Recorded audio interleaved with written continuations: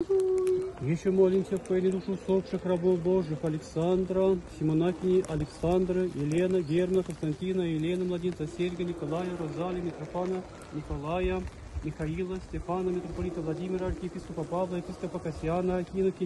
Инокини Анны, Виктора, Людмилы, Надежды, Веры, Любови, Александра, Марии, Антонина, Александра, Татьяна, Тамара, и всех воинов, падших на понебрании, и всех правотеств, отец, матерей, братьев и сестер наших, и воеже проститеся им всякому прегрешению, вольному же и невольному. Господи, помилуй. Я, когда Господь нам, Господи, покой душу усопших рабов Твоих преснопамятных, Александра,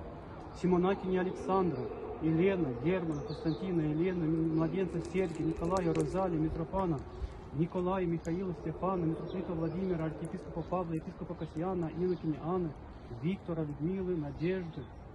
Веры, Любови, Александры, Марии, Антонины, Александра, Татьяны, Тамары, и всех отец, матерей, братьев, сестер наших, всех воинов, падших на понебрании.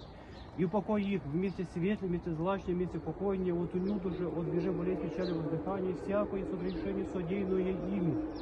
словом или делом, или помышлением, яко благие человека любит Бог прости, яко не человек, и же жив будет не согрешит. Ты, Бог, кроме греха, правда Твоя, правда во веки, и слово Твое истина, яко Ты истина воскресенье живот, и покой усопшие рабы Твои, преснопамятные, Симонакини Александра, Христе Боже, на Тебе славу воссылаем себе сначала Твоим Отцем, и с пресвятыми и благими животворящим Твоим Духом, и присно, и во веки веков. Константин, митрополиту Владимиру, архиепископу Павлу, епископу Кассиану, Инокину Анне, Виктору,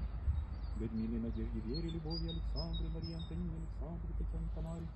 и сотвори вечную помянуть.